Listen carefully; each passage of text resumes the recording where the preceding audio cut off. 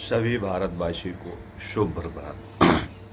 भाइयों, आज मैं कई बिंदुओं पे थोड़ा थोड़ा समय दे करके आपका ध्यान आकर्षित करना चाहेंगे।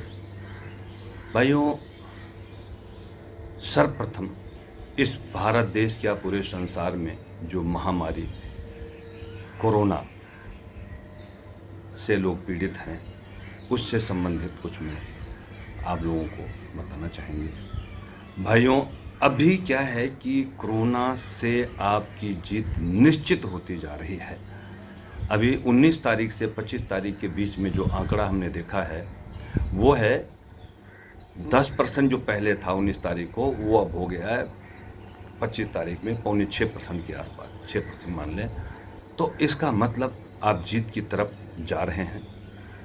और भाइयों, दूसरा एक और खुशखबरी की बात है कि हमारे भारत देश क्या कई देशों ने इस पे कुछ ऐसे उपाय सोच लिए हैं जिससे काफ़ी लोग ठीक होना शुरू हो चुके हैं और निरंतर उस पर प्रयास चल रहा है। जैसे कुछ प्रयोग किए गए हैं, थेरेपी की गई है। भाइयों, आपने देखा होगा कि पहले डेंगू हुआ करते थे, अभी भी होते हैं। डेंगू जब होता है तो बंदे के, इंसान के शरीर में वो कम हो जाता है, प्लेटलेट। तो उसके लिए एक ख़ास दवाई ये होती है कि दूसरे के शरीर से खून ले करके और उसमें प्लेटलेट निकाल के चढ़ा देते हैं, तो वो पुनः जो है ठीक हो जाता है इंसान। ऐसे एक थेरेपी निकाली गई है कि जो इंसान को कोविड हो चुका है, कोरोना हो चुका है और वो ठीक हो गए हैं, पूर्ण रूप से स्वस्थ हैं, उनके शरीर से खून निकाल के और प्लाज्मा अलग करके और रोगी व्यक्ति को चढ़ा दिया जाता है, तो वो काफ़ी स्वस्थ होने लगे हैं। तो ये भी बहुत बड़ा उपाय है। भाइयों, जब सवेरा होता है तो शाम भी होती है। ऐसे ये बीमारी का अंत अब निश्चित है और बहुत जल्दी सारी सुविधाएं, सारा संसार, सारे सब काम धाम सब सामान्य होने वाले हैं। अब आपकी जीत निश्चित हो चुकी है और सारे संसार में भारत का डंका बज रहा है कि भारत ने जितना जल्दी इस पे काबू पा लिया और इतना सुरक्षित स्थान है, वैसा कोई संसार में नहीं है। ये खुशी की बात है। भाइयों, अब आप ये देखिए कि इसको दूसरे वे में अगर देखें, इस समय पेड़ों पे पतझड़ देखा होगा। बहुत सारे ऐसे पेड़ हैं जो पतझड़ को प्राप्त होते हैं, और जब पतझड़ हो जाता है, उसके पत्ते गिर जाते हैं तो डंडे से नज़र आते हैं, लगता है कि सूख गए हैं, मतलब क्या आपत्ति आ गई है, बड़े उदास उदास से लगते हैं। और कुछ ही दिन में उसमें कोमल पत्ते और इतने घने हो जाते हैं, कोमल कोमल ग्रीन पत्ते, जिसको देख के आप भी हर्षित होते हैं। तो ये क्या है? ये संकट उन पे भी आता है, पेड़ पौधों पे भी आता है, लेकिन जब वो दूर हो जाता है तो कितने खुश हो जाते हैं। वही बात आपके साथ भी है। कर्म और धर्म, इसके अनुसार आपको आपका भाग्य बनता है। भाइयों, इस महामारी से मरने वाले उन भाइयों को, उन आत्माओं को मैं श्रद्धांजलि देना चाहती हूँ। भगवान अपने चरण में उनको सुख दें, शांति दें और उस आत्मा को हर तरह से पीस दें। और जिस परिवार से उस व्यक्ति की मृत्यु हुई है, जिस परिवार से वो इंसान चला गया है, उस परिवार को उस दुख को सहने की शक्ति दें। भाइयों, ये पूरे संसार की रचना है। भगवान की संसार में बहुत सारी रचनाएं की हैं, लेकिन उसमें से एक मनुष्य की रचना जो की है, ये अद्भुत है। बहुत ही बुद्धिमान, सारे प्राणियों में बुद्धिमान प्राणी इंसान को माना गया है। लेकिन भगवान ने हर टाइम पे, हमारे साधु संतों ने और कई लोग जो प्रभु की जो उनके प्रवचन हैं, उसके अनुसार अगर आप जाना चाहेंगे तो ये मरना और जीना ये निश्चित होता है। कब कौन कैसे इस संसार से जाएगा, ये सब निर्णय ऊपर वाले ने लिया हुआ है।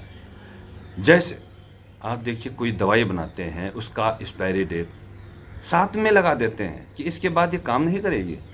ऐसे उसकी गुणवत्ता के अनुसार, ऐसे आपके कर्म के अनुसार आपके साथ भी यह निश्चित होता है कि आप इस दुनिया में इतने दिन तक कार्य करेंगे, उसके बाद यहाँ से जाना होगा। और कई कारखाने चलाते होंगे तो मशीनों से भी अवगत होंगे। कई ऐसे मशीनें होती हैं जिनका भी समय निश्चित होता है। पुल बनाते हैं उसका भी समय निश्चित होता है, 100 साल ये चलेगा। कोई बिल्डिंग बनाते हैं उसका भी समय निश्चित होता है। तो ऐसा ही सोच के चलिए कि आपके कर्मों का फल आपके भाग्य बनकर आपको भुगतना होता है। भगवान श्री कृष्ण ने ऐसे कई उदाहरण दिए हैं, और उस उदाहरण को अगर समझें, क्योंकि लोग पढ़ना नहीं चाहते, जानना नहीं चाहते, भगवान की कृति को समझना नहीं चाहते। देखिए, लोग जब कोई इंसान अपने बीच में से मर जाता है या दिवंगत ये आत्मा परमात्मा में लीन हो जाती है तो कहते हैं मर गया, और बहुत दुख होता है। दुख क्यों होता है? क्योंकि आप उस व्यक्ति के शरीर से प्रेम करते हैं। आत्मा कभी मरती नहीं है, अजरो अमर है। भगवान श्री कृष्ण ने कई बार इस चीज़ों को समझाया है। जैसे आप उदाहरण ले लें गीता का, महाभारत काल में जब महाभारत का जब युद्ध हुआ था, उस टाइम भगवान ने धर्म और कर्म की परिभाषा बताई थी, और उससे संबंधित उन्होंने रण क्षेत्र में जाकर के अर्जुन को उपदेश देना शुरू किया था। क्योंकि अर्जुन सेना के बीच में खड़े होकर के मना कर दिए थे कि भाई मैं अपने दादा से, अपने गुरुओं से, अपने भाइयों से युद्ध नहीं करूंगा। फिर उनको एकांत में ले गए थे कि बाकी सेना इससे विचलित ना हो। तो उनको दुनिया भर के उपदेश देने लगे, और उसी उपदेशों में कुछ ऐसी वाक्य हैं जिसको मैं आपको श्लोक के रूप में सुनाना चाहूँगा।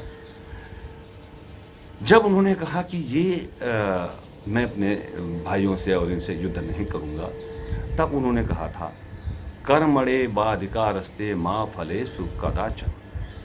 हे अर्जुन, कर्म करना तुम्हारे बाधिकारस्ते माँ फले सुख कदाचन। हे अर्जुन, कर्म करना तुम्हारे अधिकार में है, फल देना तुम्हारे अधिकार में नहीं है। इसलिए कर्म करो, फल की इच्छा न करो। फल तो मैं जरूर दूंगा, और फल जरूर मिलता है। जैसे कोई विद्यार्थी होता है, जब वो परीक्षा देने जाता है तो उसका परिणाम तो अच्छा है, क्योंकि जैसा वो करता है, जैसा लिख के आता है, जैसे अपनी जानकारी को उसमें लिख के आता है, उसके अनुसार उसको नंबर मिलता है। ऐसे आप फल की इच्छा मत करो। और यहाँ तक ये शरीर की बात है, ये शरीर के बारे में सोचा, वांसा जीर्णान यथा विहाय नवान ग्रहण नयो प्राण। ये शरीर ऐसा है कि एक फटे हुए वस्त्र के समान है। जैसे पुराना वस्त्र फट जाता है, गंदा हो जाता है, तो उसको त्याग के आप नया वस्त्र धारण करते हैं, ऐसे ये जीवात्मा है।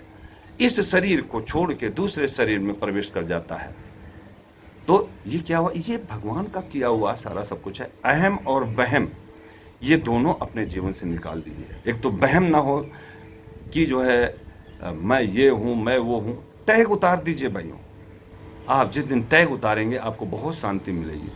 बहुत सारे भाई बंधु हैं जो कहते हैं कि मैं इतना बिजनेस करता हूँ, मैं ये हूँ, मैं आर्किटेक्ट हूँ, मैं बहुत बड़ा अधिकारी हो गया हूँ, मैं ये सब कुछ देख रहा हूँ।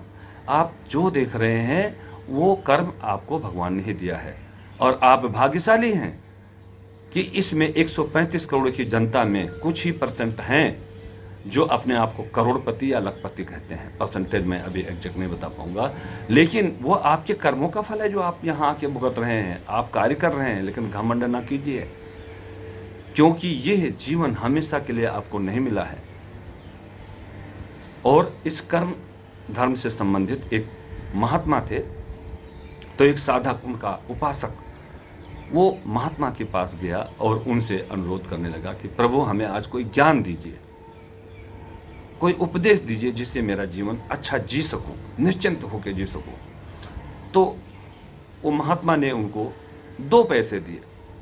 बोले बेटा ऐसा करो, तुम पहले एक काम कराओ कि इस 2 पैसे से 1 पैसे से झूठ और 1 पैसे से सच खरीद के ले आओ, उसके बाद मैं बताता हूँ। तो गुरुजी की बात मान के वो निकल पड़ा। हुआ क्या कि वो जितने दुकानों के पास जाए, सुनार के पास जाए, वो सब भगा दें, भाई मेरे पास सच और झूठ कुछ नहीं है, और 1 पैसे में हम क्या दे दें, क्या ले लें। खैर एक बुद्धिमान व्यक्ति मिला और उसने कहा कि ठीक है, हम आपको 2 पैसे में दोनों चीज़ें दे देंगे। तो उसने एक कागज़ पे लिखा, एक तरफ लिखा झूठ, एक तरफ लिखा सत्य, और उसके 2 टुकड़े करके उसको दे दिया और दोनों पैसे ले लिए। बोले दोनों पैसे हमने नहीं। बोले ये क्या है? बोले मरना सत्य है और जीना असत्य। आप कहें कि हमेशा जिएंगे, ऐसा नहीं है, लेकिन जो पैदा हुआ है वो मरेगा, ये सत्य है। वो बात सुन के वो आश्चर्य में पड़ गया और महाराज जी को जब आके बताया कि महाराज ये 2 चीज़ें उसने दिया है, तो उन्होंने यही बताया कि मरना सत्य है, जीना झूठ है। आप कहो कि जीवन भर जिएंगे, नहीं जी सकते, मरेंगे, जो पैदा हुआ है हो जाएगा। ऐसे उस दुखी आत्मा को एक और दोहा है जिसमें कहा गया है कि लाभ सुनो भरत भावी प्रबल, कहो कहा मुनिनाथ, लाभ हानि जीवन मरण, यश अवयश विधिहात। तो ये 6 चीज़ें आपके बस में नहीं है, ब्रह्मा जी के हाथ में है, जिन्होंने लिख दिया है कि कब किसको मरना है, कब किसको जीना है। तो इसलिए भाइयों, इस चीज़ पे ज़्यादा दुख व्यक्त करने की जरूरत नहीं है। आपकी लड़ाई ऑलमोस्ट समाप्त हो चुकी है। अब आप नया सवेरा आने वाला है और बहुत कुछ 3 मई तक बहुत कुछ सामान्य हो जाएगा। फिर से आप अपना जीवन व्यतीत करेंगे और बहुत अच्छा कुछ होने वाला है। ये जो संकट आया है ये ऑलमोस्ट टल गया है। सो भाइयों, जो ईश्वर कहता है कि कर्म के अनुसार ही मैं फल देता हूँ। एक बार क्या हुआ, माता पार्वती और शंकर जी आसमान के रास्ते से जा रहे थे। परमात्मा के लिए तो सब कुछ सामान्य होता है। तो एक बंदा जमीन पे पैदल जाते हुए, खड़ी दोपहरिया थी और वो पैर में चप्पल भी नहीं थे, चिलचिलाती धूप में जा रहा था, बहुत गरीब फटे हुए वस्त्र से। तो माता पार्वती ने भगवान शिव जी से प्रार्थना किया कि प्रभु ये क्या है, ये आदमी इतना क्यों परेशान है, इसको भूखा प्यासा भी है और इस पैदल में चल रहा है, इसके पास कोई साधन नहीं है। भगवान शिव ने माता पार्वती से कहा कि देखो पार्वती, ये सब इसके कर्मों का फल है, वो भोग रहा है, इसके भाग्य में इतना ही लिखा हुआ है।